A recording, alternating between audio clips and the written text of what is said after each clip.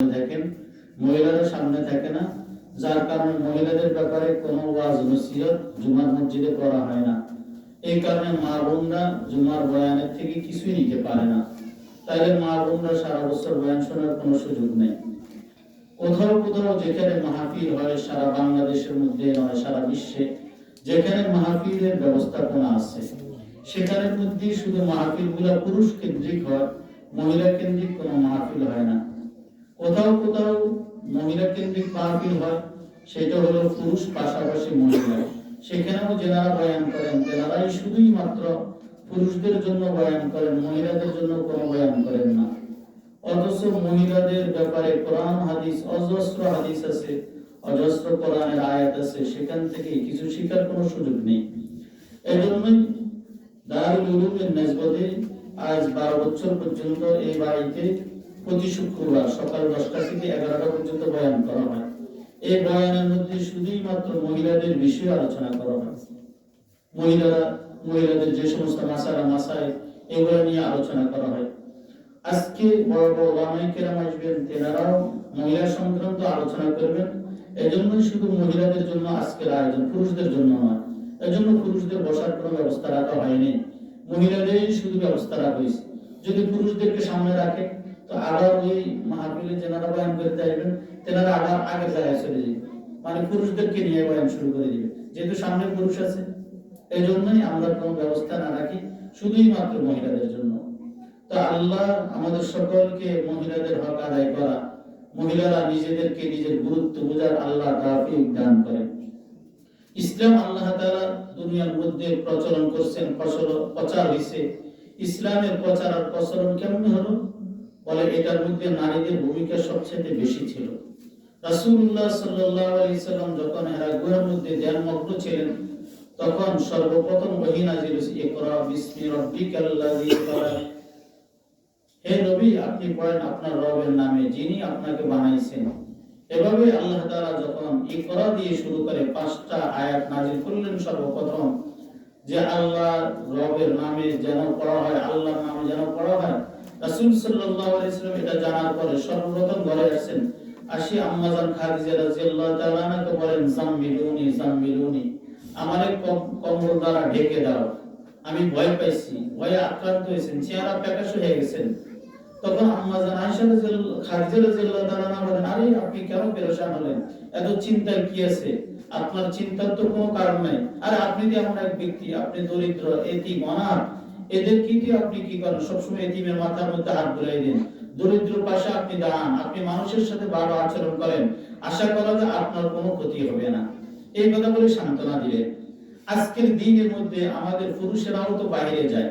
রাসূল সাল্লাল্লাহু আলাইহি ওয়াসাল্লাম যখন হেরা গুহা থেকে আসছে, তখন আম্মা জান খাদিজা রাদিয়াল্লাহু তাআলা আনহার কি আচরণ ছিল, আমাদের আচরণ কি? বলে আমাদের আচরণ যদি বাহিরের থেকে কেউ যদি ঘরে আসে, তখন গরম পানি মেলানো শুরু করে। নগেলা ভাষায় কি করে? গরম পানি মেলানো শুরু করে।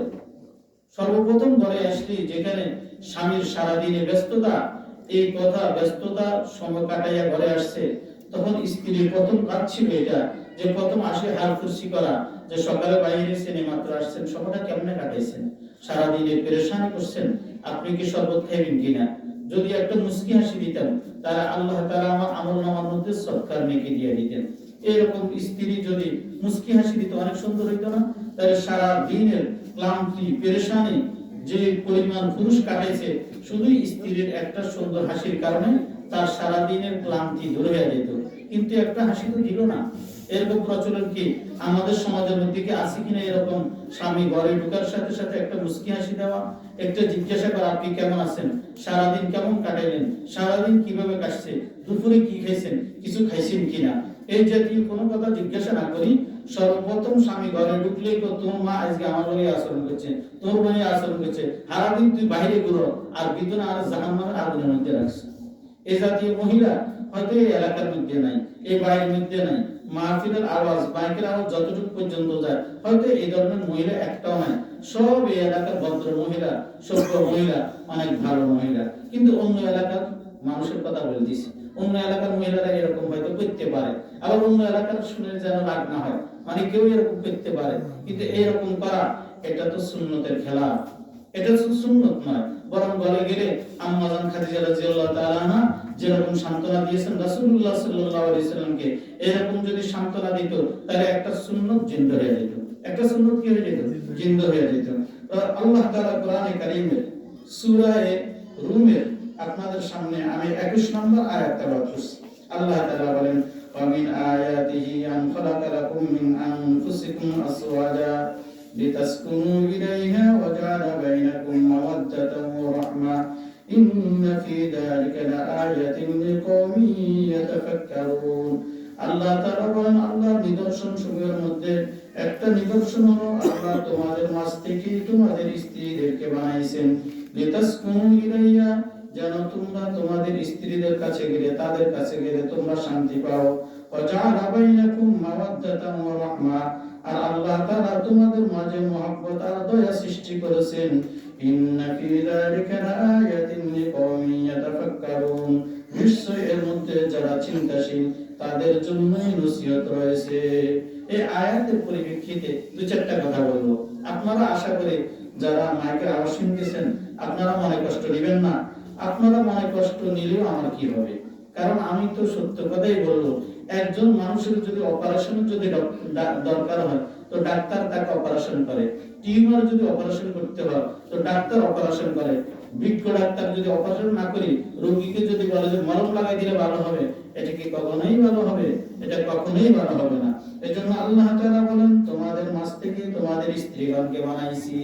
আল্লাহ তাআলা কেন এই কথা বললেন যে তোমার কাছে যে মহিলাটা আসছে এইটা তোমার ঘরে যে আসছে তাকে আসমান থেকে পাঠানো হয়নি, সে অন্য কোথাও থেকে আসে নাই। তুমি যেরকম মানুষ সেও ওই রকম মানুষ।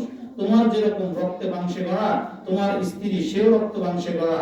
তোমার যেরকম ভালো খাইতে মন চায় তোমার স্ত্রীরও ভালো খাইতে মন চায়। তুমি যেরকম অন্য মানুষের থেকে ভালো আচরণের তুমি আশা করো, তোমার স্ত্রীও ভালো জিনিসের কি করে আশা করে। এজন্যই স্ত্রীর সাথে যেন তোমাদের যেন কি হয়, ভালো আচরণ হয়, এমন যেন না হয় স্ত্রীদের সাথে তোমাদের খারাপ আচরণ হয়। আর স্ত্রীদের যেন এরকম না হয় স্বামীদের সাথে যেন খারাপ আচরণ যেন না হয়, স্ত্রীরা যেন স্বামীদের সাথে যেন ভালো আচরণ করে।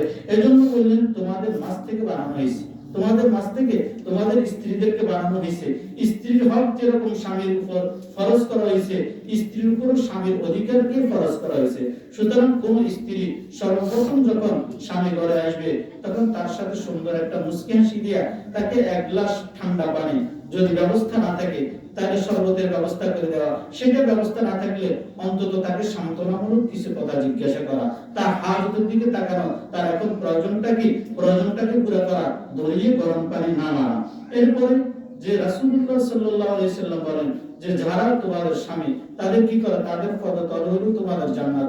সুতরাং স্বামীদেরকে রাজি করার মধ্যে স্ত্রীদের কামিয়াবি, স্ত্রীর কি কামিয়াবি। তাহলে স্ত্রীর দরকার হলো স্বামীর সাথে তার সদাচরণ করা, তার ভালো আচরণ করা।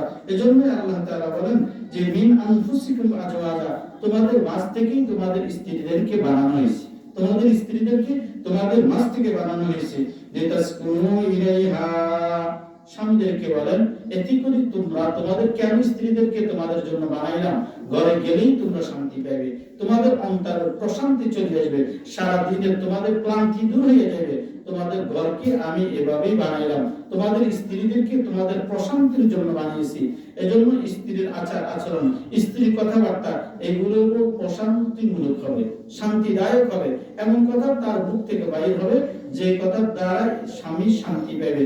এরকম কথা যেন না বাইরে, যেন নিজের নিক্ষেপ করতেছে, যেন কি করতেছে মুখ থেকে নিজের বাইরে দিতেছে, এরকম যেন না হয়। গালিগালাজ যেন না হয়, এরকম যেন না হয় তোমার ঘরে আসি কোনো শান্তি পেলাম না।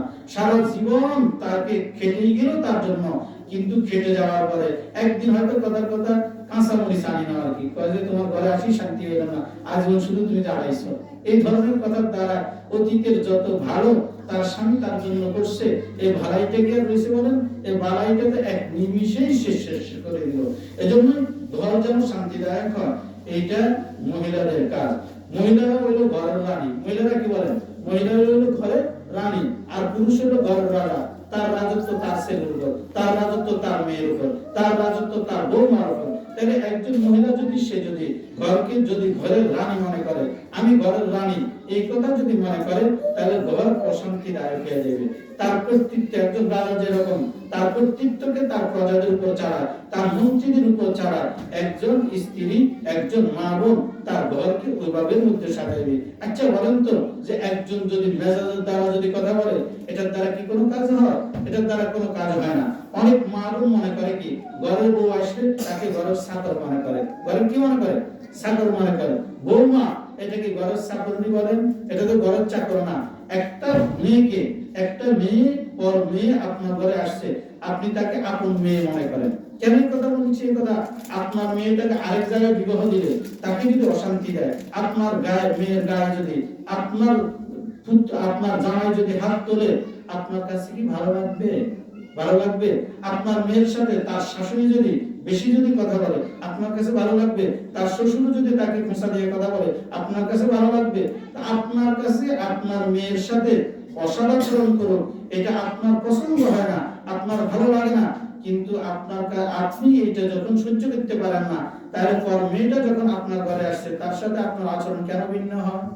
তাকে কেন আপনার মেয়ে মনে করেন না, বরং তাকে বুকে জড়ায় নেন, তাকে বুকে জড়ায় নেন। যেভাবে শুধরাইলে মেয়েটা শুধরায় যায়, তাকে শুধরায় নেন।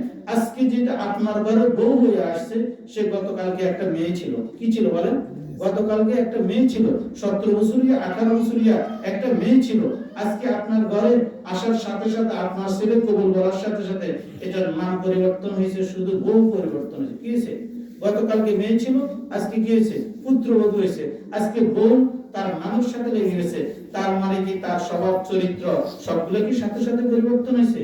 না, পরিবর্তন হয় নাই, পরিবর্তন হয় নাই। তাহলে আপনি একটা মেয়েকে যখন আপনার ঘরের মধ্যে আনছেন, আপনাকে মনে করতে হবে আমার বাড়ির পরিবেশ, আমার কথাবার্তা, আমার ঘরের আচার আচরণ, এই বউ কিছুই জানে না, এই বউ আমার ঘর সম্পর্কে জাহেল, এই বউ আমার ঘর সম্পর্কে মূর্খ, এই বউ আমার ঘরের সম্পর্কে কোনো কিছুই জ্ঞান রাখে না। সুতরাং একে আমার মেয়ের মতো শিখিয়ে আনবো, একে আমার মেয়ের মতো কি করবো? শিখিয়ে নেব। আমাদের সমাজের মধ্যে বলেন, সামারও যদি লাচ্ছায় তো সামায়ও লাচ্ছায়, সামারও লাচ্ছায় কি করে? সামায়ও লাচ্ছায়। আপনি যদি বউর সাথে যদি অসৎ আচরণ করেন, তো বউ আপনার সাথে কি ভালো আচরণ করবে? বউ তো আপনার সাথে ভালো আচরণ করবে না। আপনি পুত্রবধূকে যদি মা বলে যদি সম্বোধন করেন, তাহলে পুত্রবধূ আপনাকে মা বলবে, পুত্রবধূ আপনাকে কি বলবে? মা বলবে। আর আপনি যদি তুই তোকারি যদি কথা বলেন, আপনি যদি তার সাথে যদি অসৎ আচরণ করেন, তা আপনার সাথে কি আপনার পুত্রবধূ ভালো আচরণ করবে? কখনো করবে না। আমাদের সমাজের মধ্যে আরেকটা কথা আছে। কি আছে? ওই যে বউর একদিন, শাশুড়ির আরেকদিন। একথা বলেন, বউর একদিন, শাশুড়ির আরেকদিন। আজকে আপনি শাশুড়ি হয়েছেন, আজকে ঘরের ক্ষমতা সবগুলোই আপনার হাতে, কালকে আপনার বউর হাতে। কালকে কার হাতে? আপনার বউর হাতে। এই কথাটা আমি এভাবে বলি, আপনি সর্বপ্রথম যখন আপনার ছেলে যখন বিবাহের উপযুক্ত হয়েছে, তখন আপনি মনে মনে কেঁদেছেন, আমার ছেলেটাকে একটা পছন্দের মতো মেয়ে বিবাহ করাবো, আমার ছেলের জন্যই মেয়ে দেখবো। এভাবেই আপনি গ্রাম, মহল্লা, এলাকা কোনো জায়গায় বাদ দেন নাই, আপনার পছন্দ মতো আপনি একজন মেয়েকে আপনার ঘরে পুত্রবধূ করে যখন আনছেন, আনার পরের দিন সকালে তাকে বলতেছেন, বউ এতদিন তো আমি পাকাইছি, আজকে তুমি খানাটা পাকাও, দেখি তোমার পাকটা কিরকম। আচ্ছা, এই কথা বলার দ্বারা কি হয়েছে বুঝছেন নি? কিছু বুঝেন নাই। দায়িত্ব দিয়েছেন, মনে করছেন আপনি তারে খাড়াই দিয়েছেন, খাড়ান নাই, বরং আপনি তারে আপনার ঘরের বাপ ফাঁকের দায়িত্ব দিয়ে দিয়েছেন। কি দিয়ে দিয়েছেন? বাপ ফাঁকের দায়িত্ব দিয়ে দিয়েছেন। এতদিন খানা পাকানোর দায়িত্ব আপনার কাঁধে ছিল, আজকে আপনি পুত্রবধূর হাতে তুলে দিয়েছেন। কিছুদিন পরে যাইতে না যাইতে যখন দেখছেন যে মাশাআল্লাহ বউর আচরণ ভালো, তো বউকে ডাইকে আপনি বলে দিয়েছেন, ধরো বউ, আলমারির চাবিটা তোমার হাতে দিলাম, এখন থেকে আলমারির চাবি তোমার হাতে থাকবে, টাকা পয়সা আলমারির ভিতরে আছে, যখন যা প্রয়োজন হয় সংসারের কাজে খরচ করবা। তাই আপনি আপনার পুত্রবধূকে আলমারির চাবি দিয়া তাকে আপনি দায়িত্বশীল বানিয়ে দিয়েছেন, আপনার ঘরে কি করে দিয়েছেন? দায়িত্বশীল বানিয়ে দিয়েছেন। এভাবে 1 মাস 2 মাস 3 মাস থেকে শুরু করে যখন 10 মাস 10 দিন অতিবাহিত হয়, 1 বছর অতিবাহিত হয়, আল্লাহর রহমতে তারপরে মধ্যে একটা ফুটফুটে সুন্দর বাচ্চা আসছে, ফুটফুটে কি আসছে? সুন্দর বাচ্চা আসছে। ছেলে হোক মেয়ে হোক, আল্লাহ যেটা দান করে এটার উপর কি করতে হবে? খুশি থাকতে হবে। ইয়াহাবু লিমান ইয়াশাউ ইনাসা ওয়া ইয়াহাবু লিমান ইয়াশাউ যুকুরা। আল্লাহ তাআলা যাকে ইচ্ছা তাকে ছেলে সন্তান দান করেন, আল্লাহ তাআলা যাকে ইচ্ছা তাকে মেয়ে সন্তান দান করেন। ছেলে সন্তান দান করা এটা কার জিম্মায়? আল্লাহ তাআলার জিম্মায়। মেয়ে সন্তান দান করা এটা কার জিম্মায়? আল্লাহ তাআলার জিম্মায়। এখন সর্বপ্রথম যখন মেয়ে সন্তান হয়েছে তো আপনার চেহারা কালো হয়ে গেছে, ওমা মাইয়া নিয়েছে, মা কি হয়েছে? মাইয়া নিয়েছে। এই কথাটা মেয়েকে দিয়েছেন, আল্লাহ তাআলা দিয়েছেন। তাহলে আল্লাহ তাআলা যখন মেয়ে সন্তান দান করলো, আপনি খুশি হইলেন না, আপনার চেহারা কালো হয়ে গেছে, তা আল্লাহ বলবে এই কথা, আমি যেটা দিলাম তুমি আমার দেওয়াটাকে তো পছন্দ করলে না, আমার দেওয়াটাকে পছন্দ করলে না। তাইলে আমার প্রশ্নটা কার উপর হয়েছে?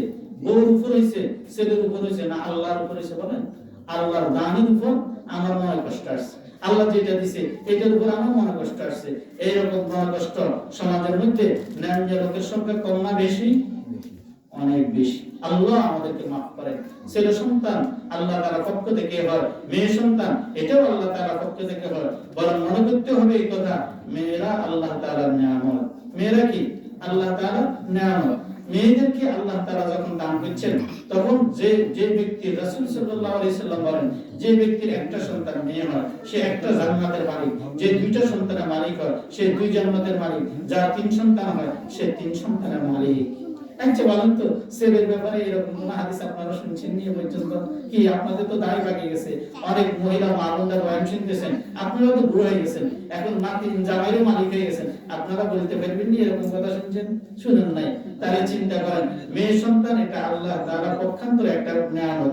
আমি মনে করি দুনিয়ার বিষয় যদি চিন্তা করেন, দেখবেন মেয়ে সন্তান আল্লাহ তাআলার নিয়ামত। ছেলে হইলে বাবা চিন্তা করে ঘর একটা ভাঙা আছে, বানা থাক, ছেলেরে একটু মানুষ বানায়, পড়ালেখা করায়, বিদেশ পাঠাবো, ছেলে টাকা পাঠাইলে তারপরে ঘর করবো, অন ঘর তো করার দরকার নেই, আগে ছেলে মানুষ করি। আর মেয়ে সন্তান মিলে, মেয়ে সন্তানটা যখন 10 বছর পদার্পণ করে তখন বাপে হাতের পরের মধ্যে হিসাব করে, তার কোন সময় কত সালে জন্ম হয়েছে, আজকে কত বছর, কালকে কত বছর হবে, আমার তো ঘর একটা করতে হবে, জামাইরে জায়গা দিতে হবে। মাইনে বিয়ে দিলে রুম একটা লাগবো না, তাহলে ঘর লাগবো, মাইয়ারে ভালো জায়গা দিয়ে দিতে হলে ভালো একটা ঘরের দরকার, এই কথা বলে ঘরের কাজ ধরে। তাহলে দুনিয়া বিভাগে আপনি উন্নত হয়েছেন, কার কারণে উন্নত হয়েছেন বলেন? মেয়ে সন্তানের কারণে উন্নত হয়েছে। মেয়ে সন্তানের কারণে আল্লাহ তাআলা রিজিক দিয়ে থাকে। হাদিসের মধ্যে আছে তুরজাকুনা বিজুআফাইকুম, রাসূলুল্লাহ সাল্লাল্লাহু আলাইহি সাল্লাম বলেন, আল্লাহ তাআলা তোমাদের দুর্বলদের দ্বারা আল্লাহ তাআলা তোমাদেরকে রিজিক দিয়ে থাকেন। তাইলে কন্যা সন্তান যখন দুনিয়ার মধ্যে আসতো, কন্যা সন্তান তার রিজিকের জিম্মা কার উপরে? বাবার উপরে। এর হলো সমাজের মধ্যে দুর্বল, এর হলো সমাজের মধ্যে কি দুর্বল। মেয়েরা যখন স্বামীর ঘরে যায় তখন তার রিজিকের জিম্মাদার কে? স্বামী। যখন সে বুড়ো হয়ে যায় তখন ছেলের জিম্মাদারি দেয়, তখন কি কার জিম্মাদারি দেয়? ছেলের জিম্মাদারি দেয়। তাহলে একে একে তিনজনের দায়িত্ব আসে, তাহলে বোঝা গেল এরা দুর্বল, এদের কারণেই রিজিক দিয়া থাকে, এদের কারণে আল্লাহ তাকে কি দিয়ে থাকে? রিজিক দিয়া থাকে। আমি গতকালকেও আমার এক ছাত্র আমার সাথে দেখা করতে আসছে, তো বিষয় বিভিন্ন বিষয় আলোচনা করছেন। একটা বিষয় আলোচনা করছেন হুজুর বিয়ের ব্যাপারে। আমি তাড়াতাড়ি বিয়ে করো, তাড়াতাড়ি কি করো? বিয়ে করো। জীবনের যদি উন্নতি চাও দ্রুত বিয়ে করো, দ্রুত বিয়ে করলে 80% তোমার দুনিয়াবি যত হাজত আছে আল্লাহ তাআলা 80% আল্লাহ তাআলা তোমার উন্নতি দান করবে, 20% তোমার চেষ্টার উপর নির্ভর করবে। এজন্য তুমি দ্রুত বিয়ে করো, মানে দুর্বলদের মাধ্যমে দুর্বল একটাকে তোমার ঘরে আনো, তার মাধ্যমে তোমার রিজিকের দরজা আল্লাহ তাআলা খুলে দিবেন। এজন্যই যে দুর্বলদের উপর আমাদের কি করা? দেখা। তো এখন ছেলে সন্তান হইলে, মেয়ে সন্তান হইলে আমাদের যেন মন যেন কালা না হয়। তো যে কথাটা বলতেছি, এখন মেয়ে সন্তানটা আসাও বা ছেলে সন্তান আসো, আসার পরে কোন ব্যক্তি দেখি প্রথম দাবি দেখি করে আমার ছেলের মতো হয়েছে, কার মতো হয়েছে? আমার ছেলের মতো হয়েছে। মানে দেখি কয় রে আমার মাইয়ার ডকে না লাগবে কি, রাজিকে আমার গেছে, আমার মাইয়ার চেহারা অংশ পাইছে। তো যাই হোক, দাদি যদি বলে আমার ছেলের মতো হয়েছে, তাহলে পক্ষান্তরে আপনার যাওয়ার বিদায় চলে আসতেছে, আপনি বিদায় নিতেছেন। আপনার মতো অবিকল চেহারা, আপনার স্বামীর মতো অবিকল চেহারা আল্লাহ তাআলা আপনার ছেলেকে দিয়েছে, আপনার ছেলের চেহারা আল্লাহ তাআলা ট্রান্সফার করে আপনার নাতিকে দিয়েছে। তার মানে আপনার বিদায়ের সময় আসতেছে। আল্লাহ তাআলা ঘর রক্ষণাবেক্ষণকারী একজন পাঠাই দিয়েছে।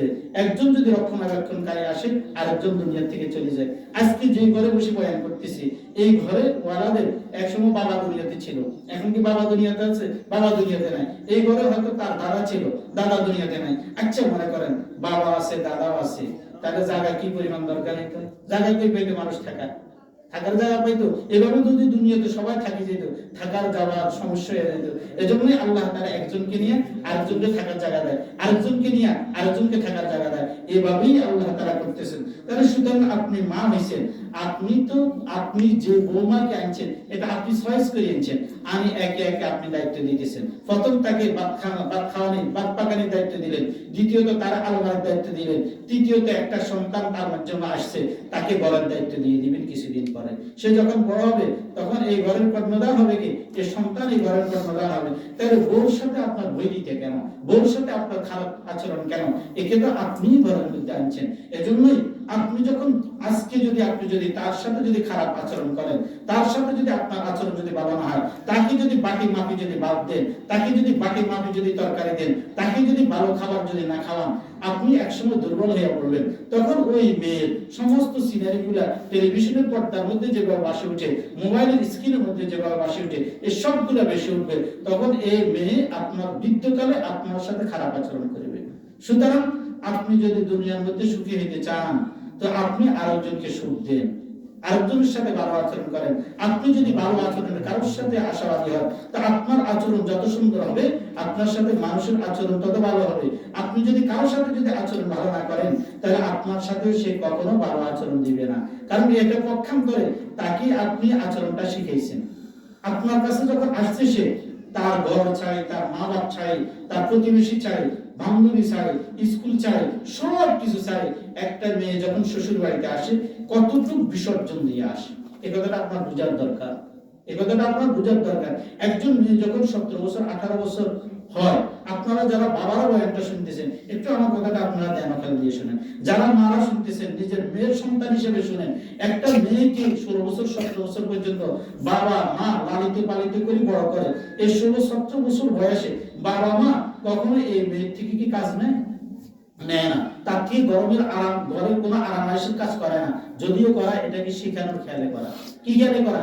শিখানোর খেয়ালে করা। বাবা ডিমবাজিটা শিখ, বাবা তরকারি ভাত করা শিখ, স্বামীর বাড়ি গেলে নতুন কেমনে করবি একটু শিখোস না, না শিখলে কেমনে কাজ করবি, এই কথা বই শিখে, এটা না? তাহলে একজনকে 17 বছর পর্যন্ত বাবা মা তৈরি করি, যখন একজনের ঘরে পাঠাইলো, তখন কলিজা ছেঁড়া দমকে পাঠাইলো, তার কলিজা ছেঁড়া দমকে পাঠাইলো, তখন তার কাছে কেমন কষ্ট লাগে। আর আপনি যদি তার সাথে যদি এইরকম যদি সদাচরণ না করেন, তাহলে তার মা বাবার কাছে কি পরিমাণ কষ্ট লাগে। তা আপনার মেয়েটাকে যদি আপনি শ্বশুর বাড়িতে যদি সুখে রাখতে চান, তাহলে আপনার কাজ হবে আপনার ঘরের পুত্রবধূর সাথে ভালো আচরণ করা। আল্লাহ আমাদের সকলকে বোঝার তৌফিক দান করেন। তা আল্লাহ তাআলা বলেন, লিতাসকুনু ইলাইহা, তোমাদেরকে তো আমি এমন ভাবে বানাইছি, তোমাদের স্বামীরা যদি ঘরের মধ্যে আসে যেন এটা প্রশান্তিময় ঘর হয়, ঘরটা যেন জান্নাত হয়। ছেলেরা যখন ঘরে আসবে তখন বলবে, মাশাআল্লাহ আমার মা কত ভালো। ঘরে আসলে সমস্ত অশান্তি দূর হয়ে যায়, সারাদিনের পেরেশানি দূর হয়ে যায়। মার চেহারার দিকে তাকাইলে সারাদিনের পেরেশানি দূর হয়ে যায়। আচ্ছা, আপনাদেরকে আমি আজীব একটা কথা বলি, আশা করি আপনারা শুনছেন। সেটা হলো, বাইতুল্লাহ কোন ব্যক্তি যদি দেখে, বাইতুল্লাহর দিকে দেখি থাকে, নেকি হবে কিনা বলেন? বাইতুল্লাহর দিকে তাকাই থাকলে আল্লাহ তাআলা নেকি দিবে। বাইতুল্লাহ কি মক্কা শরীফ যেটাকে আমরা বলি আল্লাহর ঘর, এটা যদি কেউ যদি আমরা তাকাই থাকে কালো গিরা ফলা ঘরের দিকে, যতক্ষণ তাকাই থাকবে ততক্ষণ আল্লাহ তাআলা নেকি দান করবে। এটা ঠিক কিনা বলেন? এটা সত্য। কোরআনে কারীমের দিকে কোন ব্যক্তি যদি তাকাই থাকে মহব্বতের দৃষ্টিতে, আমরা তাকা করতে পারে না, আল্লাহ তাআলা তার আমলনামার মধ্যে নেকি দান করবেন।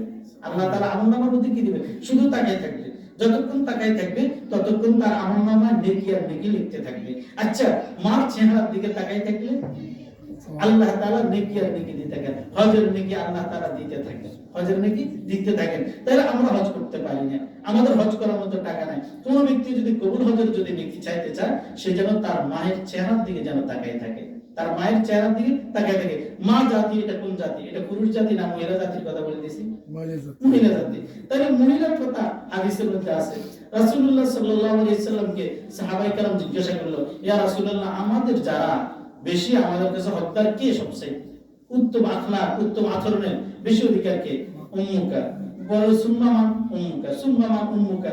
বলে যে তিনবার যখন রাসূল বললেন, তিনবারই মায়ের কথা বলেছেন। এরপরে ওই সাহাবী জিজ্ঞাসা করলেন, সুম্মামান আবুকা, বাবার কথা কয়বার বলেছেন? একবার। মায়ের কথা কয়বার বলেছেন?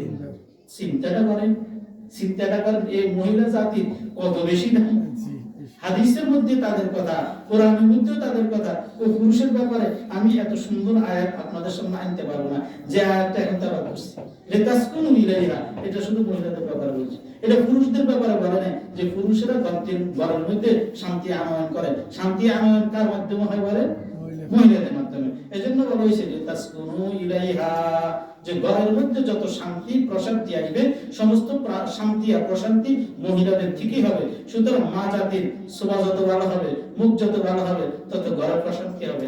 মায়ের জাতির শোভা যদি খারাপ হয়, মুখ যদি খারাপ হয়, ঘরের মধ্যে অশান্তি আসবে, ঘরের মধ্যে জাহান্নাম হয়ে যাবে।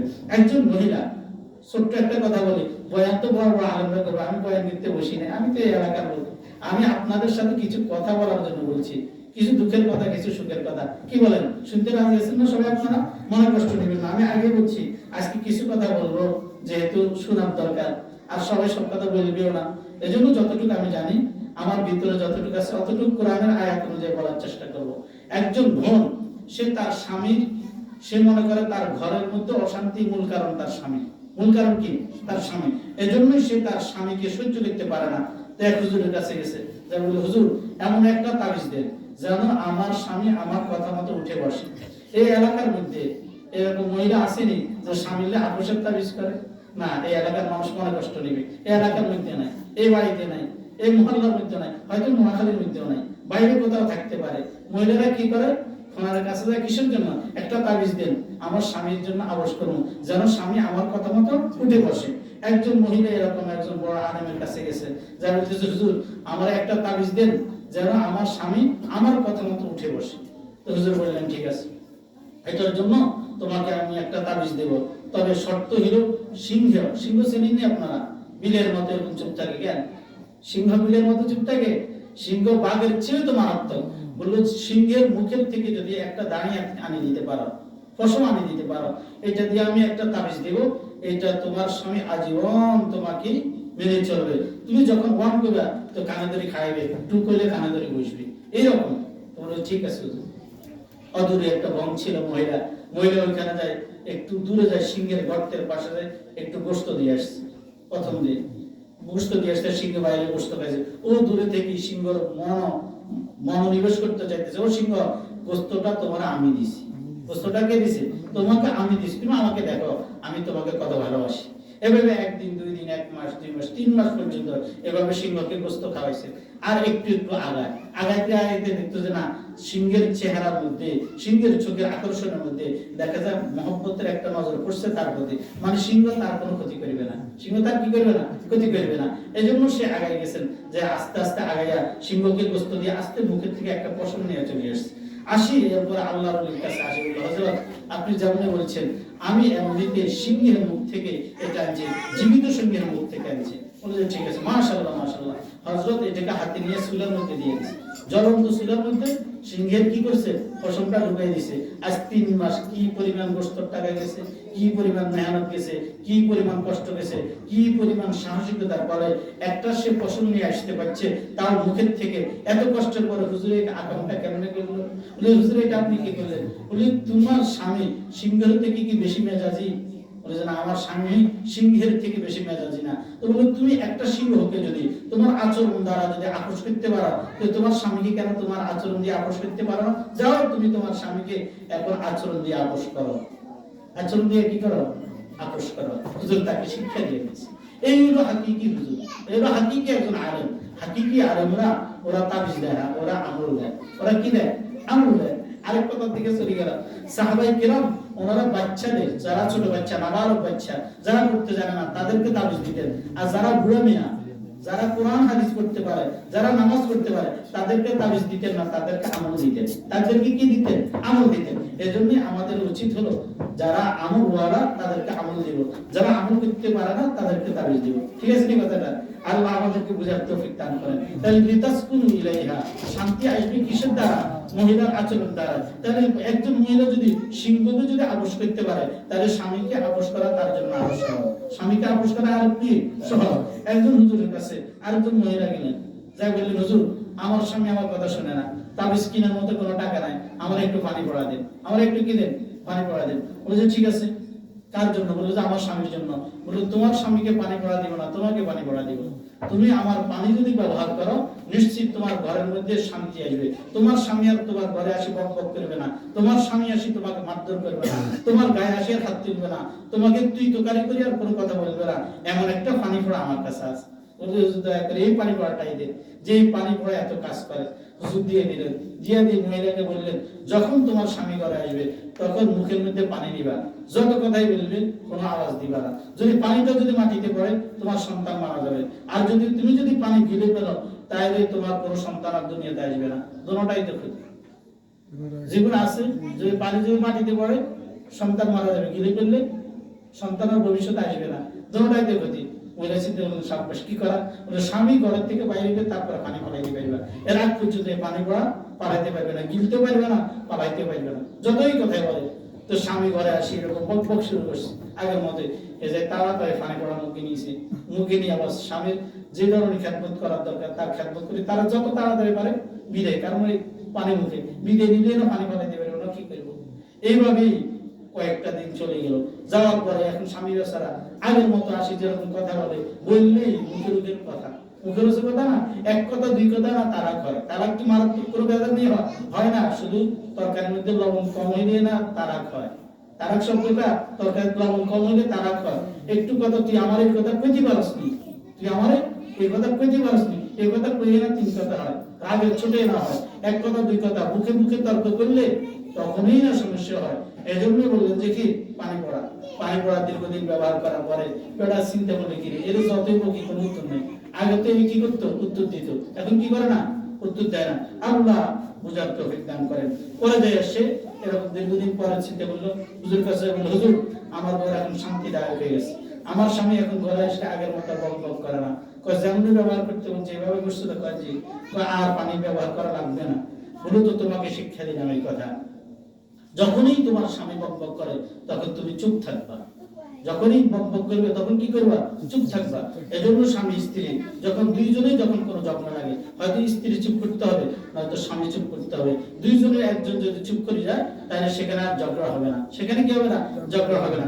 আল্লাহ আমাদেরকে বুঝার তৌফিক দান করেন। তাহলে লিতাসকুনু ইলাইহা, ঘরের মধ্যে শান্তি আসবে চুপ থাকার মাধ্যমে, চুপ থাকার মাধ্যমে। রেগে গেলেন তো হেরে গেলেন, আপনি যত বেশি রাখবেন তত বেশি ক্ষতি হবে, তত বেশি কি হবে, ক্ষতি হবে। আল্লাহ আমাদের সকলকে এই কথাটা বোঝার তৌফিক দান করেন। আমরা ঝগড়া করবো না, আমরা কি করবো না, ঝগড়া করবো না। যে ঘরের মধ্যে ঝগড়া হয় এই ঘরের মধ্যে রহমত থাকে না, যে ঘরের মধ্যে ঝগড়া হয় এই ঘরের মধ্যে বরকত থাকে না। এজন্য ঝগড়া বিবাদ থেকে আমরা আমাদেরকে বাঁচাবো, ঘরওয়ালাদেরকে বাঁচাবো। আপনি যদি ঝগড়া করেন আপনার ছেলে সন্তানও আপনার থেকে ঝগড়া শিখবে, আপনি যদি আপনার স্ত্রীর সাথে খারাপ আচরণ করেন আপনার সন্তান খারাপ আচরণ শিখবে। এজন্য সন্তান যেন খারাপ আচরণ যেন শিখতে না পারে। খেয়াল থাকবে ইনশাআল্লাহ। আল্লাহ আমাদের মা বোনদেরকে এরকম খারাপ আচরণ করা থেকে আল্লাহ আমাদের সকলকে বোঝার তৌফিক দান করেন। তাহলে লিতাসকুনু ইলাইহা, আমরা কি করব, ঘরকে শান্তিদায়ক করে দেব, ঘরের মধ্যে পুরো শান্তি হয়ে যাবে। আমরা ঘরকে এমন ভাবে সাজাবো আমাদের মধ্যে কোনো খারাপ আখলাক থাকবে না, আমার সন্তানের মধ্যে থাকবে না, মেয়ে সন্তানের মধ্যে থাকবে না, ছেলে সন্তানের মধ্যে থাকবে না। ছোট থাকতে থেকেই আমরা তৈরি করে দেব। কিরকম মনে করেন, একজন মা বাবা তার মেয়ে সন্তান তার ছেলে সন্তান যখনই কাউকে গালি দেয়, ছোট থাকতে যখন মুখ ফুটে তখন গালি দেয়, গালি দিলে বলা সানা দিস, হাততালি দেয়নি, আচ্ছা হাততালিটা দিয়েছেন, গালি দিয়েছে আপনি হাততালি দিয়েছেন, এটা কি সন্তানকে কি আপনি ভালো শিখেছেন না খারাপ শিখেছেন? এটা তো আপনি খারাপ করে শিখেছেন। সন্তান যখন বাম হাতে খায় তখন আপনি কোনো নিষেধ করেন না, তাই কি করেন না, নিষেধ করেন না। সন্তান বাম হাতে খাইতেছে বা খাক, অসুবিধা নাই, একদিন পরিবর্তন হবে। অথচ এই উচ্চ আমি কয়েকটা মাদ্রাসায় গেছি, বাচ্চাদেরকে লেখিদের বাম হাতে লেখে, এদের মা বাবা এদেরকে ডান হাতে লেখা শিখে দেয়, এদের মা বাবা এদেরকে ডান হাতে খাওয়া শিখে দেয়। এই কারণে বাম হাতের অভ্যাস হয়ে গেছে।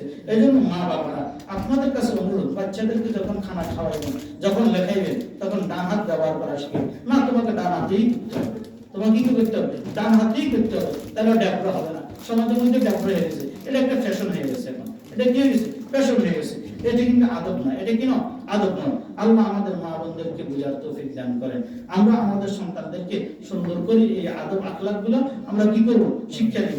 সন্তানরা যেন এরকম যেন না করে। তাহলে লিতাসকুনু ইলাইহা, ঘরের মধ্যে কি আসবে, শান্তি চলে আসবে। মেয়ে ভালো, ছেলে ভালো, সকলেই ভালো।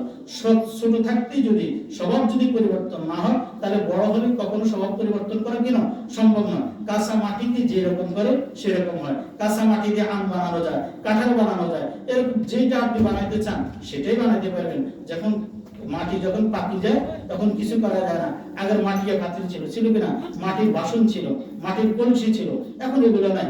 এরপরেও তো মাটির খোলার ব্যবহার করতে হয়। সিঁদুর পিঠা যদি কেউ বানাইতে হয়, তাহলে জালি পিঠা বানাইতে হলে এখনো মাটির পাত্র লাগে। তাই মাটির পাত্র এটাকে এটা যখন কাঁচা থাকে তখন বানানো যায়, এটা শক্ত হলে বানানো যায় না। একজন বিশ্ব সুন্দরীর গল্প আপনি আপনাদেরকে শোনাইতেছি। একজন বিশ্ব সুন্দরী, ওই সময়ের জন্য এই মেয়েটা সবচাইতে সুন্দরী সমাজের মধ্যে, তার চাইতে আর কোনো সুন্দরী কোনো মেয়ে নেই। এখন সমাজে এত সুন্দরী মেয়ের প্রস্তাবও আসে না। এত বিশ্ব সুন্দরী মেয়ের বিয়ে কি আসে না, বিবাহের প্রস্তাব আসে না, কেউ তাকে বিবাহ করতে রাজি হয় না। তো সমাজের মধ্যে এত বিশ্ব সুন্দরীকে কেউ বিয়ে করতে রাজি হয় না। একজন শুনিকে আমি বিয়ে করবো, তার মা বাবাকে এটাকে বিবাহ করে ইচ্ছা করলে আবু ঘরের মধ্যে অশান্তির আগুন জ্বালিয়ে, কারণ ইজার মাছ যেরকম সোয়া, ইজার সোয়া কিন্তু কম না। হিজার মাতুন কি করছে, সোয়া শিখিয়ে গেছে, নগরের ভাষা কয়েককে বুঝতে পারলাই, মানে এত বেশি সোয়া করতে পারে, এর আকার আগে সোয়া চলে আছে না অনেকের। জগড়ার মধ্যে সবার আগে থাকে, আর যখন জগড়ার আগে তখন কোমরের মধ্যে কাপড়ের ফেঁচাই শুরু করে দেয়। এইরকম এই মেয়ের মা। এজন্য বিশ্ব সুন্দরীটাই কেউ বিয়ে করতে রাজি হইতেছে না। এক যুবক আমি বিবাহ করবো, তো বিবাহ করছে, বিবাহ করে সে আসি আগামীকালকে যে তার মেয়ের বাপের বাড়ি থেকে যে সমস্ত ব্যক্তিরা আসবে তাদেরকে খাওয়ানোর জন্য ছাগল কিনছেন। কি করছে, ছাগল কিনছে। এরপরে সে যখন প্রথম রাত্রিতে যখন বাসর করে যাইবেন, বললো যে একটা বিলাইকে চকির নিচের মধ্যে বাঁধি রাখবা। বিলাইকে চকির নিচের মধ্যে বাঁধি রাখছে। সে যখন ওইখানে বসছে, সোফার মধ্যে বসছে, খাটের মধ্যে বসছে, স্ত্রীর সাথে কথা বলতেছে, এমন সময় একটা বিলাইরে দিছে টান। ওই আগে শিখে দিছে, বিলাইরে কি দিছে, টান দিছে। টান দিবার পরে সে বাইরে তার কাছে গাছ কাটা শ্রেণী একটা ছিল, বালিশের নিচে রাখছে। এটার বইয়ে এক কবি বিলাই শেষ, এক কবি কি শেষ, বিলাই শেষ। এই জন্যই আমাদের সমাজে বলে গরবা কোস্তান সবাই আঙ্গল বায়ের, প্রথম রাত্রিতে বিড়ালকে মারবে। বিড়াল মারা অর্থ হলো প্রথম রাত্রিতে বলে যাবে বুঝাইবেন, বুঝাই দিও যেন বাকি জীবন যেন ভালো করে চলতে হয়। তো এই জন্যই সে বিড়ালকে কেটে ফেললেন। এরপরে যাক বস বিড়াল কাটা শেষ। কিছুক্ষণ পরে কথা বলতেছে, খরগোশ গল্প করতেছেন। কিছুক্ষণ পরে ছাগল বেয়া বেয়া করে চিল্লাইতেছে। আবার বালিশের নিচের থেকে এই গাছ কাটা ছেলেটা নিয়ে এক কবে ছাগলের দুই টুকরা। মেয়ে বাসর ঘরে বসে দেখতেছে, বাবুরে কারো ঘরে আসে ডাকে তো পুরা ডাকাইতে না, পুরা কি ডাকাইতে না। এখন চিন্তা করলেন কি অবস্থা, শ্বশুর মশাই ভয়ে আসে না। পরের দিন যার বড় যাত্রী আসার কথা, মেয়ে যাত্রী পরে পক্ষ থেকে কেউ আসে না, কেউ ভয়ে কোনো মেয়ে দিছে এটা তো জানে, মেয়ের সমাজে কত ধারালো এটা জানে। কয়েকদিন পরে মেয়ের বাবা এরকম সাবাস করে আসি, এলাকার মানুষকে জিজ্ঞাসা করে এই বাড়িতে কিছুদিন আগে একটা মেয়ের বিবাহ হয়েছে, অমুক অঞ্চলে একটা ছেলে বিয়ে করছে, বউটা কিরকম, ভয় তো আসতেছে না। জানে যদি শ্বশুরের সাথে খারাপ আচরণ করে, বলো যে না বউ অনেক ভালো, অনেক ভালো বউ। যার থেকে জিজ্ঞাসা তিরস্কার করেন কিনা, টিটকারি করেনি, অনেক টিটকারি না তিরস্কার না, বরং বাস্তবেই বউটা অনেক ভালো। এরকম খোঁজ খবর নিয়ে সে যখন আগাইতেছে ঘরে গেল, ঘরে যায় দেখতেছে ঘরে একটা প্রশান্তি। তার মেয়ে কি সুন্দর করে সালাম দিল, আচরণ একেবারে ভদ্র, তার মেয়ের মতো। আর ভদ্র কোনো কি নেই, মেয়ে নেই। এখন জামাইকে বললো, জামাই এত সুন্দর আমার মেয়েটা তোমার কাছে আসার পরে এত ভদ্র হয়ে গেছে, আমার মেয়ে কিরকম ভদ্র এটা আমার জানা আছে, এত ভদ্র কেমনে বানাইছে। এখন তোমার শাশুড়িটারে যদি একটু ভদ্র বানাই দিতে, তোমার শাশুড়ি যদি ভদ্র বানাই দিতে, তাহলে আমার জীবনটা একটু ভালো হইতো। শ্বশুর মশাই বাজারে যান, একটা পাতিল নিয়ে আসেন, শুকনো একটা পাতিল নিয়ে আসেন। আমি জামার হাতে দেওয়ার সাথে সাথেই পাতিলটা ছেড়ে দিছে, পাতিল একবার ভেঙে চুরমার হয়ে গেছে, সব ছাড়া হয়ে গেছে পাতিল ভাঙে। বললো যে শ্বশুর মশাই এখন এটাকে পাতিল বানান। বলে যে পাতিল বানানো সম্ভব নয়। বলে যে আমার শাশুড়ি এরকম ফাঁকি গেছে, এখন আর এরকম সম্ভব নয়, আমার শাশুড়িকে ঠিক করা, কাঁচা থাকতে ঠিক করতে হবে, কাঁচা থাকতে কি করতে হবে, ঠিক করতে হবে। সুতরাং আপনার সন্তান, আপনার ছেলে, আপনার মেয়ে, এদেরকে যদি আপনি ঘর যদি কর্তন করতে ছোট থাকতে থেকেই তাদেরকে শাসন করেন। অনেক ঘর শুধু অশান্তি হলো, ছেলে ঠিক থাকলে মেয়ে ঠিক নাই, মেয়ে ঠিক থাকলে ছেলে ঠিক নাই, মেয়ে ছেলে মা বাবার কথা শুনে না। ওই ছোট থাকতে তাদেরকে কোনো আদব কায়দা শিক্ষা দেয় না, ছোট থাকতে তাদেরকে ভালো জিনিস শিক্ষা দেয় না। এজন্য দরকার হলো লিতাসকুনু ইলাইহা, ঘরকে যদি শান্তিদায়ক করতে চান তাহলে তাদেরকে আদব কায়দা শিক্ষা দেন। রাসূলুল্লাহ সাল্লাল্লাহু আলাইহি সাল্লাম বলেন, আল্লামানি রাব্বি ফা আহসানা তা'লিমি ফা আদাওয়ানি রাব্বি ফা আহসানা তা'দিবি আল্লামানি রব্বি, আমার রব আমাকে ইলম শিক্ষা দিয়েছেন, উত্তম ইলম শিক্ষা দিয়েছেন। আমার রব আমাকে আদব শিক্ষা দিয়েছেন, উত্তম আদব শিক্ষা দিয়েছেন। রব যা শিক্ষা দিয়েছেন এটি হলো সবচেয়ে উত্তম আদব। এজন্য সন্তান যখন শুরু হয় কথা বলতে শুরু হয়, তখন দরকার হলো তাকে দ্বীনি কথা শেখানো, তাকে আল্লাহ শিখানো। কিন্তু আমরা আমাদের সন্তানদেরকে আল্লাহ শিখাই না। মা বাবা যে সন্তান যেটাকে যে বলে না, দাদা করে নিয়া বাচ্চাকে শিখায় দাদা দাদা, নানা করে নিয়া নানা নানা শিখায়, বাবা করে নিয়া বাবা মামা শিখায়। অথচ ভর্তি ছিল সন্তানটাকে করে নিয়া আল্লাহ আল্লাহ আল্লাহ আল্লাহ আল্লাহ আল্লাহ আল্লাহ আল্লাহ আল্লাহ আল্লাহ, এভাবে আল্লাহ আল্লাহ শিক্ষা দেওয়া দরকার ছিল। কিন্তু কোন মা বাবা তার সন্তানকে আল্লাহ আল্লাহ পর্যন্ত শিখাইল না। কোন বাচ্চা আজকে ছোট ছোট বাচ্চা যেগুলো কথা গান পারে, মুখস্থ পারে, ইংলিশ কবিতা পর্যন্ত পারে, সবকিছু পারে, কিন্তু কালিমাটা পারে না। কি করে না? কালিমাটা পারে না। অথচ দরকার ছিল এই সন্তানকে কালিমা শিক্ষা দেওয়া, কালিমা শিক্ষা দেওয়া, ঈমান শিক্ষা দেওয়া দরকার ছিল। রাসূলুল্লাহ সাল্লাল্লাহু আলাইহি ওয়াসাল্লাম বলেন, তাআল্লামুল ফারাইজ ওয়াল কুরআন ওয়া আল্লিমুন নাস ফাইন্নী মাদরুস। তাআল্লামুল ফারাইজ ওয়াল কুরআন, তোমরা সন্তানদেরকে ফরজ যে আমলগুলা এগুলা শিক্ষা দাও, কোরআন শিক্ষা দাও। ওয়া আল্লিমুন নাস, মানুষদেরকে শিক্ষা দাও। ফাইন্নী মাদরুস, আমি তো চলে যাব। তার রাসূল সাল্লাল্লাহু আলাইহি সাল্লামের তিরুদানের পরে, দুনিয়া থেকে চলে যাওয়ার পরে আমাদের কাজ কি? আমাদের কাজ হলো সন্তানদেরকে ইলম শিক্ষা দেওয়া, কোরআনের ইলম শিক্ষা দেওয়া, জাগতিক নয় কোরআনের ইলম শিক্ষা দেওয়া, ঈমানি শিক্ষা দান করা। আপনি এই কথা একটু চিন্তা করে দেখেন, একটা বাচ্চা যখন ভূমিষ্ঠ হয় প্রথম কি কাজ? প্রথম কাজ হলো ডেস্কের বাজানো নাকি? প্রথম কাজ হলো সেলফি তোলা। সেলফি তুলি এরপরে ফেসবুকে দিয়ে দেওয়া, আমার সব কন্যা সন্তান হয়েছে, আমার ছেলে সন্তান হয়েছে, এটা দিয়ে দেওয়া। এখন তো এটা হইতেছে, অথচ এটা না। সেলফি তোলা এটা কোনো সুন্নত না। সেলফি তোলা কি না? সুন্নত না। ডেস্কের বাজানো এটা কোনো সুন্নত না। সুন্নত হলো কি? প্রথম সন্তানটাকে সুন্দর করে তার নাফাকিটাকে একটা কাপড় দিয়ে বুঝি, তার ডান কানে আজান দেওয়া, বাম কানে ইকামত দেওয়া। ডান কানে কি দেওয়া? আজান দেওয়া, বাম কানে ইকামত দেওয়া।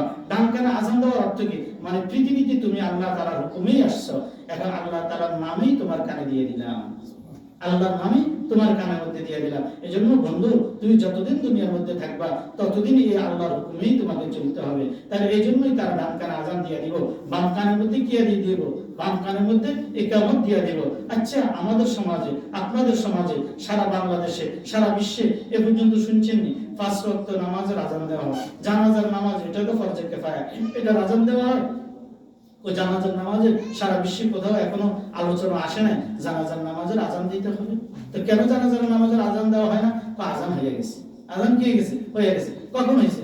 যখন সন্তান ভূমিষ্ঠ হয়েছে তখন তার ডান কানে আজান হয়েছে, বাম কানে ইকামত হয়েছে। তাকে এই কথা বলে দিয়েছে, বন্ধু তোমার সময় সামান্য, তোমার সময় কি সামান্য, কতক্ষণ পরেই হয়তো তুমি মারা যাইতে পারো, তোমার জানাজার নামাজ দাঁড়িয়ে যাবে। এজন্যই আজান দিয়ে দিলাম, এজন্য কি দিয়ে দিলাম? আজান দিয়ে দিলাম। তোমার মৃত্যুর পর কোনো আর আজান হবে না, আজান এখনই হয়ে গেছে। তাহলে যারা দুনিয়াকে আমরা আসল জিন্দেগি মনে করতেছি, দুনিয়ার জন্য বাচ্চাকে শিক্ষা দিতেছি, তাদের বোঝার দরকার এই বাচ্চা দুনিয়াতে থাকবে না, আমি থাকবো না। এই বাচ্চা কালকে আমাদের ময়দানে, আপনি যে তার ডান কানে আজান দিলেন না, তার বাম কানে কেমন দিলেন না, তাকে দিন শিখাইলেন না, কালকে আমাদের ময়দানে যখন তার জাহান্নামের ফয়সালা হবে তার গুনাহের কারণে, তখন সন্তান এই কথা বলবে, আল্লাহ আগে আমাকে আমার মা বাবাকে জাহান্নামে দাও, আমি তাদের উপরে দাঁড়াইয়া জাহান্নামের আযাব থেকে বাঁচতে চাই, আমি তাদের উপর দাঁড়াইয়া জাহান্নামের আযাব থেকে বাঁচতে চাই। কোন সন্তান এই কথা বলবে? যে সন্তানকে আপনি সুসন্তান বানান নাই, যে সন্তানটাকে আপনি দিন শিক্ষা দেন নাই, এই সন্তান কালকে আমাদের ময়দানে আপনাকে ধইরা জাহান্নামের দিকে নিয়ে যাবে। এজন্য সন্তানের কৃতকর্ম আমাকে ভোগ করতে হবে, আমাকে কি করতে হবে? ভোগ করতে হবে। রাসূলুল্লাহ সাল্লাল্লাহু আলাইহি সাল্লাম এই ব্যাপারে আমাদেরকে খুব সতর্ক করতেছেন, আলা কুল্লুকুম রাইন ওয়া কুল্লুকুম মাসউলুন আন রাইয়াতিহি, তোমাদের মধ্যে তোমরা সকলেই প্রতিনিধি, তোমরা সকলে রাজা। কাল কিয়ামতের ময়দানে আল্লাহ তাআলা তোমাদের সকলকে তোমাদের রাজত্ব সম্পর্কে জিজ্ঞাসা করা হবে, তোমার অধীনস্থ সম্পর্কে তোমাকে জিজ্ঞাসা করা হবে, তোমার অধীনস্থ ছেলে সন্তানকে তুমি দিন শিখাইছো কিনা, তোমার অধীনস্থ তোমার মেয়ে সন্তানকে দিন শিখাইছো কিনা, তোমার অধীনস্থ তোমার পরিবার, তোমার স্ত্রীকে দিনের কথা বলছো কিনা। কাল কিয়ামতের ময়দানে যখন কিয়ামতের ময়দানে আল্লাহ তাআলা উঠাইবেন, তখন স্ত্রী বলবে আমার স্বামীর কারণে নামাজ পড়তে পারি নাই, স্ত্রী আপনার থেকে বেগে যাবে। সন্তান বলবে আমার বাবার কারণে নামাজ পড়তে পারি নাই, আমার বাবা আমাকে নামাজ শিক্ষা দেয় নাই। নিজের সন্তান বলবে আমার বাবা আমাকে কোরআন শিক্ষা দেয় নাই। আয় আল্লাহ এরা আমাকে বেনামাজি বানাইছে, আল্লাহ এরা আমাকে কোরআন থেকে দূরে সরাইছে, আল্লাহ এরা আমাকে জান্নাত থেকে দূরে সরাইছে, সুতরাং আল্লাহ এদেরকে জাহান্নামে দিয়ে দাও। এজন্য সন্তানের প্রথম কাজ কি? সন্তান যখন ভূমিষ্ঠ হবে তখন এই প্রথম কাজ ডান কানে আযান দেওয়া, বাম কানে ইকামত দেওয়া, আর সন্তানকে এই কথা বলে দেওয়া, আমি বাবা হিসেবে আমার দায়িত্ব আদায় করলাম, তোমার ডান কানে আযান দিয়ে দিলাম, বাম কানে ইকামত দিয়ে দিলাম। ও সন্তান, তুমি যতদিন দুনিয়ার মধ্যে থাকবা এই আল্লাহকে ভুলতে পারবে না। মৃত্যু পর্যন্ত এই আল্লাহর সাথে তোমার সম্পর্ক রাখতে হবে। মৃত্যুর পরে আল্লাহর কাছে যাইতে হবে। এই আল্লাহর কাছে যাওয়া ছাড়া তোমার কোনো রাস্তা নাই। আছে কোনো রাস্তা? আছে কোনো রাস্তা নাই। আল্লাহ তাআলা কোরআন কারীমের অপরা আয়াতের মধ্যে বলেন, ইয়াওমা ইয়াফিরুল মারউ মিন আখিহি ওয়া উম্মিহি ওয়া আবিহি ওয়া সাহিবাতিহি ওয়া বানিহি লিকুল্লি ইমরিইন মিনহুম ইয়াওমাইযিন শাআনুন ইউগনি। ইয়াওমা ইয়াফিরুল মারউ মিন আখিহি, প্রত্যেক ভাই বাইরে থেকে পালাইবে, তার মা সন্তান থেকে পালাইবে, বাপ সন্তান থেকে পালাইবে, প্রত্যেকটা ব্যক্তি তার অধীনস্থদের থেকে, তার সাথে যার সাথে সম্পর্ক তার থেকে পালাইবে। কেউ কারো পরিচয় দিবে না। সন্তানকে জিজ্ঞাসা করা হবে, বাবা যে সন্তানকে বলবে, বাবা তুমি তো জান্নাতের দিকে যাইতেছো, আমাকে জান্নাতে নিয়ে যাও। বলবে, আমার বাবা বলতে দুনিয়াতে কেউ ছিল না। স্ত্রী তার স্বামীকে বলবে, স্বামী আমার আজকে কি উপায় হবে, আমার তো জাহান্নামের ফয়সালা হয়ে গেছে। স্বামী বলবে, আমার স্ত্রীর নামে কেউ ছিল না, আমি তো বিবাহই করি নাই। কেউ কারো পরিচয় দিবে না। একটা করোনা, আপনাদের কি এটা শিক্ষাই দেয়? একটা করোনাতে কি হয়েছিল? করোনাতে স্বামী স্ত্রী থেকে আলাদা হয়ে গেছে। করোনা যখন স্বামীকে আক্রমণ করছে তখন স্বামী থেকে স্ত্রী আলাদা হয়ে গেছে। করোনা যখন বাবাকে আক্রমণ করছে তখন সন্তান বাবার থেকে আলাদা হয়ে গেছে। সবাই থেকে বিচ্ছিন্ন হয়ে গেছে। একটা মারা গেছে, লাশটাকে কবর দিবে, এই জন্যই কেউ কবর তার লাশের কাছে পর্যন্ত যায় না। এই তো কিছুদিন আগে ভূমিকম্প হলো, ভূমিকম্পের মধ্যে বাবা আর সন্তান একটা দোকানের মধ্যে দাঁড়ানো, বাবা এক দৌড়ে ভূমিকম্প শুরু হয়েছে চলে গেছে, ছোট সন্তানকে পালা যায়। তখন যখন কি আমাদের ভয়াবহ মুহূর্ত শুরু হবে, হ্যাঁ মোবাইল দেখছেন, তাহলে চিন্তা করেন যখন এই ভয়াবহ অবস্থার সৃষ্টি হবে, এটা তো দুনিয়াতেই দেখতেছি, তাহলে কি আমাদের ময়দানে কি অবস্থাটা হবে? এজন্যই বলেন লিতাসকুনু ইলাইহা, তুমি যদি শান্তি পাইতে চাও সন্তানকে ঈমানি শিক্ষা দাও। সন্তানকে ঈমানি যখন শিক্ষা দিবেন তখন সন্তান বাবার অধিকার বুঝবে, মায়ের অধিকার বুঝবে, আত্মীয়স্বজনের অধিকার বুঝবে। কিন্তু এখন সবাই হায় হায় করে, সবাই কি করে? হায় হায় করে। আপনি সন্তানকে লালন পালন করছেন, কিন্তু সন্তান আপনার সাথে পরিচয় নেই। আপনার বুড়ো হয়ে যাওয়ার পরে সন্তান আপনাকে কি করে? সন্তান আপনাকে বৃদ্ধাশ্রমের মধ্যে পাঠিয়ে দেয়। সন্তানকে কি বৃদ্ধাশ্রমে পাঠানোর জন্য আপনি বানাইছেন? আপনি তো সন্তানের হক আদায় করেন নাই, সন্তান আপনার হক কি আদায় করবে? আপনি সন্তানের নাম রাখছেন সন্টু, আপনি সন্তানের নাম রাখছেন বল্টু, আপনি সন্তানের নাম রাখছেন পলাশ। আমরা আগে শুনতাম পলাশ হইলে হিন্দুর নাম, আমরা জন্টু, আগে জন্টুর নাম বললে আমরা বুঝতাম এটা হিন্দুর নাম। এখন জন্টু মুসলমানের নাম, এখন পলাশ মুসলমানের নাম। এখন এরকম কত নাম আছে না, নাম দ্বারা বিপ্লব, এগুলো কিসের নাম? সব আগে হিন্দুর নাম না, সব হিন্দুর নাম। বাবু এটা হিন্দুর নাম, কিন্তু এখন মুসলমানের নাম বাবু। হিন্দু পণ্ডিতকে বাবু, আমরা ডিকশনারির মধ্যে চাইছি বাবু কাকে বলে? বাবু বলে হিন্দু পণ্ডিতকে, কিন্তু এখন মুসলমানের নাম কি? বাবু। তাই সন্তান যখন ভূমিষ্ঠ হলো, সপ্তম দিনে দরকার ছিল সন্তানের নাম সুন্দর একটা নাম রাখা। সন্তান কি রাখা? সুন্দর একটা নাম রাখা। আব্দুর রহমান নাম রাখবে। রাসূল সাল্লাল্লাহু আলাইহি ওয়াসাল্লাম বলেন, আল্লাহ তাআলার কাছে সবচেয়ে পছন্দনীয় নাম হলো আব্দুল্লাহ, আব্দুর রহমান। এই হাদিসের মধ্যে আছে, কোন ব্যক্তি যদি কোন বাচ্চার নাম যদি শুধুই মাত্র মুহাম্মদ রাখে, শুধু কি রাখে? শুধুই মাত্র মুহাম্মদ রাখে, কালকে আমাদের ময়দানে আল্লাহ তাআলা বলবে, ইয়া মুহাম্মদ। কাকে বলবে? নবী মুহাম্মদ সাল্লাল্লাহু আলাইহি ওয়াসাল্লাম, ইয়া মুহাম্মদ। এই কথা বলার সাথে সাথে সারা বিশ্বের যত মুহাম্মদ আছে সমস্ত মুহাম্মদরা দাঁড়িয়ে যাবে, সমস্ত মুহাম্মদরা কি করবে? দাঁড়িয়ে যাবে। আল্লাহ তাআলা বলবে, আমার নবী মুহাম্মদের উসিলায় তোমাদের সকলকেই মাফ করে দিলাম। আচ্ছা, আপনাকে কালকে আমাদের ময়দানে শত শত মানুষের সামনে আপনাকে যদি বলে বল্টুর বাপ দাঁড়ান, বিষয়টা কেমন হবে? সেন্টুর বাপ দাঁড়ান, বিষয়টা কেমন হবে? জন্টুর বাপ দাঁড়ান, কেমন হবে বিষয়টা? এইটা কেমন হবে যদি বলে আব্দুর রহমানের বাপ একটু দাঁড়ান, আব্দুল্লাহর বাপ একটু দাঁড়ান? অবস্থাটা কেমন? কতই সুন্দর হবে না? এজন্যই সন্তানের নাম কি রাখতে হবে? সন্তানের নাম ভালো একটা নাম রাখতে হবে। ভালো একটা কি রাখতে হবে? নাম রাখতে হবে। এটা সন্তানের অধিকার আমার উপর। সন্তান যখন একটু বড় হবে, সন্তানকে এলমিদিন শিক্ষা দেওয়া, এটা সন্তানের অধিকার আমার উপর। কি? সন্তানের অধিকার। সন্তানের অধিকার যদি আমি আদায় না করি, তো সন্তান কেমন আমার অধিকার আদায় করবে? এজন্য ঘরগুলো জাহান্নাম। ঘরগুলো কি? জাহান্নাম। বাবার কথা মেয়ে সন্তান শুনে না, বাবার কথা ছেলে সন্তান শুনে না, মোটেও শুনে না, মোটেও কথা শুনে না। দিন দিন এগুলো শুধুই বাড়তেছে, শুধু কি করতেছে? বাড়তেছে। একমাত্র কারণ কি? লিতাসকুনু ইলাইহা। আল্লাহ তাআলা বলতেছেন তোমাদের ঘরটা তোমাদের স্ত্রীরা এরা শান্তিদায়ক করে দিবে, কিন্তু শান্তিদায়ক হলো না, শান্তিদায়ক হয় না। কেন শান্তিদায়ক হয় না? শুধুই মাত্র যে আল্লাহর হুকুম না মানার কারণে, আল্লাহর হুকুম না মানার কারণে, আচার আচরণ ইসলামিক কালচার না হওয়ার কারণে। ইসলামিক কালচার বলতে এখন আমাদের কাছে নাই। আমরা ইসলামকে অনেক দূরে ছেড়ে দিয়েছি, ইসলামকে দূরে ছেড়ে আমরাও দূরে হয়ে গেছি। আমরা দিন ইসলাম থেকে যত দূরে সরছি তত বেশি জাহান্নামের নিকটবর্তী হইতেছি, তত বেশি কি হইতেছে? জাহান্নামের নিকটবর্তী হইতেছে। আজকে একটা কথা বলেন, আজকে একটা মুদ্রা সুন্নতের কথা বলি, লিতাসকুনু ইলাইহা, এটার হিসাবে বলতেছি। সেটা হলো কি, রাসূল সাল্লাল্লাহু আলাইহি সাল্লাম বলেন, আলা আদুল্লুকুম ইযা ফাআলতুম ইযা তাহাব্বাতুম আফসুস সালাম বাইনাকুম। রাসূল সাল্লাল্লাহু আলাইহি সাল্লাম বলেন, আমি কি তোমাদেরকে একটা কথা বলবো, যে কাজটা যখন তোমরা করবা তাহলে তোমাদের মাঝে ভালোবাসা হবে, স্বামী স্ত্রীর ভালোবাসা হবে, ছেলে আর মায়ের মধ্যে ভালোবাসা হবে, মহব্বত সৃষ্টি হবে, বাপের সাথে সন্তানের সাথে মহব্বত সৃষ্টি হবে। এরকম একটা কথা কি আমি বলতাম? রাসূল বলতেছেন সেটা কি, আফসুস সালাম বাইনাকুম, তোমরা পরস্পরের মধ্যে সালাম করো। তোমরা যখন পরস্পরের মধ্যে সালাম দিবা, একজন একজনকে দেখলে যখন সালাম দিবা, তখন দেখবা তোমাদের মধ্যে ভালোবাসা জন্মাবে, তোমাদের মধ্যে কি করবে? ভালোবাসা জন্মাবে। আচ্ছা, আজকে এই সালামের প্রচলনটা আমাদের মাঝে আসেনি বলেন? আমাদের মাঝে এই সালামটা এখন নাই, আমাদের মাঝে কি নেই? এখন সালামটা নাই। আচ্ছা, একবারে আপনারা একটু চিন্তা করে বলেন তো, মা বোনেরা একটু চিন্তা করে বলেন, কোন দিন আপনি আপনার স্বামীকে সালাম দিয়েছেন? ঈদের দিন সকালে ফাঁসি হয়তো সালাম দিয়েছেন, নতুন কাপড় দিয়েছে, নতুন কাপড় না দিলে হয়তো এই সালাম দেন না, নতুন কাপড় না দিলে হয়তো এই সালাম দেন না। অথচ ফাঁসি সালাম হবে না, কি হবে? সালাম আসসালামু আলাইকুম ওয়া রাহমাতুল্লাহ, মুখে সালাম হবে। কি হবে? মুখে সালাম হবে। কোন দিন সালাম দিয়েছেন আপনি নিজেও জানেন, আপনি নিজেও কি করেন না, জানেন না। প্রথম দিন আল্লাহ জানেন সালাম দিয়েছেন কিনা, সেটাই আল্লাহ ভালো। হয়তো প্রথম দিন আপনি সালাম দেন নাই, কিন্তু দরকার ছিল স্বামীকে সবসময় সালাম দাও। স্বামীকে কি করা? সালাম দাও। স্বামী যখন ঘরে আসবে তখন স্ত্রীকে সালাম দাও, তখন কি করা? স্ত্রীকে সালাম দাও। আজকে একটা সুন্নতের কথা আলোচনা করি, এটা আজীব এক সুন্নত এবং খুব ফায়দামন্দ। এই সালামের কথা বলতেছে আবু দাউদ শরীফের মধ্যে আমাদের ওস্তাদ মাওলানা হারুন সাহেব আমাদেরকে পড়াইছেন হাটাজারি মাদ্রাসার মধ্যে। এই হাদিসটা আমার এত দিলে বসছে, আল্লাহ যতদিন আমাকে হাদিস শুনার তৌফিক দান করছে, ততদিন থেকে আজকের দিন পর্যন্ত কখনো আমি ছাড়িনি, কখনো ছাড়িনি। আপনারা ছাড়বেন না তো? ইনশাআল্লাহ ছাড়বেন না।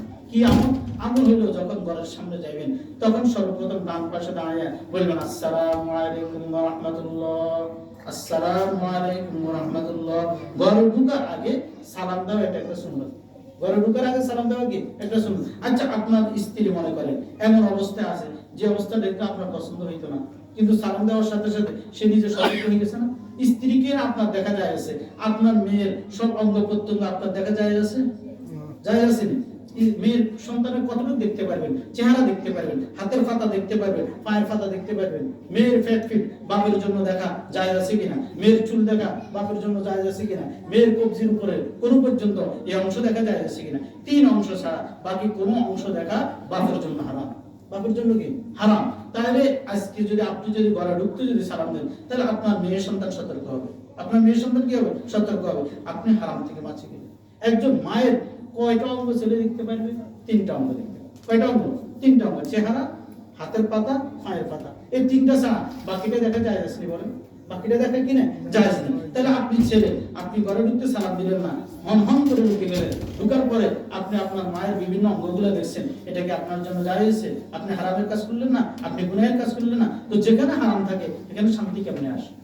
যেখানে গুনাহ হয় সেখানে কি শান্তি থাকে? গুনাহ আর নেক একসাথে হবে না, শান্তি আর অশান্তি একসাথে হবে না। গুনাহ মানেই অশান্তি, নেক মানেই শান্তি। গুনাহ মানে কি? অশান্তি। নেক মানে কি? শান্তি। তাহলে আপনি গুনাহ করলেন, আপনার ঘরের মধ্যে কেমন ভালো আসবে? এজন্য ঘরে ঢুকতে কি বলবো? আসসালামু আলাইকুম ওয়া রাহমাতুল্লাহ। এটা একটা কি সুন্নাত। এই সুন্নাতের দ্বারা তো এই আচরণগুলো মাসালাবাদ। আরেকটা যেটা আবু দাউদ শরীফের হাদিসের কথা বলতে চাইছি, সেটা হলো কোন ব্যক্তি যদি ঘরে ঢুকতে যদি সালাম দেয়, সালাম দেওয়ার সাথে সাথে তার সাথে প্রত্যেকটা ব্যক্তির সাথে শয়তান আছে। কি আছে? শয়তান আছে। আমাদের কাছে আছে তাই না? শয়তান, শয়তান প্রত্যেকের সাথে আছে। রাসূল সাল্লাল্লাহু আলাইহি ওয়াসাল্লাম এক সাহেব বলতেছে, ইয়া রাসূলুল্লাহ আপনার সাথে কি আছে? রাসূল সাল্লাল্লাহু আলাইহি ওয়াসাল্লাম বললেন, হ্যাঁ আমার সাথে আছে। বলে তো ইয়া রাসূলুল্লাহ আপনার শয়তানের কি অবস্থা? আসলাম, আমার লোকে যে শয়তান সে ইসলাম গ্রহণ করছে, সে ইসলাম গ্রহণ করছে। তাহলে রাসূলের সাথে শয়তান ছিল, তবে সে ইসলাম গ্রহণ করছে। আমাদের সাথে যে শয়তান আছে, আমাদেরটা কি মুসলমান শয়তান না আমাদেরটা দুষ্ট শয়তান? আমাদেরটা দুষ্ট শয়তান। এজন্যই যখন কোনো ব্যক্তি যখন ঘরের সামনে দেয়, যখন সালাম দেয়, তখন দুষ্ট শয়তান তার থেকে আলাদা হয়ে যায়। যখন সে ঘরে ঢুকে তখন ওই মাঝখান দিয়ে পর্দা পড়ে যায়, পর্দা পড়ার কারণে দুষ্ট শয়তান জিন শয়তানের ঘরের ভিতরে কি করতে পারে না, ঢুকতে পারে না। আর যদি সে সালাম না দেয় তাহলে জিন শয়তান তার সাথে দুষ্ট শয়তান ঘরের ভিতরে ঢুকে, আর দুষ্ট শয়তান ঘরের ভিতরে ঢুকি সে কয় যাক আমি ঘরে ঢুকলাম, আজকে রাত্রে আমার থাকার জায়গা হয়ে গেছে, থাকার কি হয়ে গেছে, জায়গা হয়ে গেছে। এরপর যখন সে খাইতে বসে, যখন বিসমিল্লাহ পড়ে না, তো যাক কয় খানারও ব্যবস্থা হয়েছে, তার সাথে খায়, তার সাথে কি করে খায়। এরপর যখন বিসমিল্লাহ না পড়ে যখন খাটে উঠে রাত্রে শোয়ার সুন্নত আদায় না করে, তো শয়তান কয় যাক শোয়ারও ব্যবস্থা হয়ে গেছে, শোয়ারও কি হয়েছে, ব্যবস্থা হয়ে গেছে। তো দেখেন এই সালাম না দেওয়ার কারণে এইরকম আমাদের সাথে জিন শয়তানগুলা ঘরের মধ্যে ঢুকে আমাদের বাচ্চাগুলোর ক্ষতি করে, ঘরওয়ালাদের ক্ষতি করে। আর যদি ঘরে ঢুকতে যদি সালাম দিতাম তাহলে এই সমস্যাগুলো হতো না। তাহলে ঘরকে শান্তিদায়ক করা এটা আমার আপনার দায়িত্ব কিনা বলেন। এজন্য আল্লাহ তাআলা বলেন তাসকুনু ইলাইহা, আমার ঘরের মা বোন তারা ঘরের শান্তিদায়ক। তারা যদি ঘরটাকে যদি গোছায়, ঘর শান্তির কারখানা হয়ে যাবে। তারা যদি ঘরটাকে যদি না গোছায় তাহলে ঘর অশান্তির জায়গা হয়ে যাবে, ঘর জাহান্নামের জায়গা হয়ে যাবে। ওয়া জাআলা বাইনাকুম মাওয়াদ্দাতান ওয়া রাহমা, আমি তোমাদের মাঝে একটা ভালোবাসা আর দয়া সৃষ্টি করে দিয়েছি দুইজনের মাঝে, স্বামী স্ত্রীর মাঝে। স্বামী স্ত্রী ছাড়া দুনিয়ার মধ্যে এত ভালোবাসা কারো মাঝে হয় না। নতুবা এই মহিলাটা, যে মহিলা 3-4টা বাচ্চা দুনিয়াতে তার মাধ্যমে আসলো, এখন দাঁত পড়ে গেছে, এখন কি হয়েছে, দাঁত পড়ে গেছে, তার চুলগুলো পাকি গেছে। আচ্ছা এইরকম স্ত্রী কি স্বামী ছাড়ি চলে যায় না? যত বুড়ো হয় তত মহব্বত বাড়ে, কি বলেন? যত বুড়ো হয় তত মহব্বত বাড়ে। কি কারণে? আল্লাহ তাআলা বলেন এটা তো আমি করছি, ওয়াজাআলা বাইনাকুম মাওয়াদ্দাতান ওয়া রাহমা, এই ভালোবাসা তো আমিই দিছি। এজন্য স্ত্রী যতই বুড়ো হয় তার স্বামীর কাছে সে রানী, তার স্বামীর কাছে কি সে রানী, তার কাছে এইটা ভালোবাসে। তাদের দিলের মধ্যে আল্লাহ তাআলা বড় একটা দয়া দিয়ে দেয়। ইন্না ফি যালিকা লাআয়াতিন লিকাওমিন ইয়াতাফাক্কারুন। এই যে আলোচনা করলাম, তোমরা চিন্তাশীল যারা একটু চিন্তা করো, চিন্তা করলে বুঝবে আমি কি বলছি, চিন্তা করলে বুঝবো আমি কি বলছি। তো আসলে আমি যে আলোচনাটা করছি অনেক কষ্ট দিয়ে রয়েছি আপনাদেরকে। আমি সাধারণত এরকম কথা বলি না, আজকে একটু কথাটা ভিন্ন বলে বলছি। চিন্তা করলাম অনেক মা বোন আসছে, ওলামা হযরতরা আসছেন, তেনারা তো বলবেন জাগার লোক জাগা অবস্থা বেশি বুঝে। এই জন্য জাগার লোকেরা সত্য কথাগুলো বলার দরকার। আর হাকিকি ডাক্তার যিনি অপারেশন করে, তেনার কাজ অপারেশন করা, তিনি মলম লাগাই দিলে রোগী মারা যাবে। এজন্যই কিছু অপারেশন মূলক কথা বললাম, মনে কষ্ট নেবেন না। যারা আমার বয়ান শুনে হয়তো মনে কষ্ট পাইছেন তারা মাফ করে দিবেন।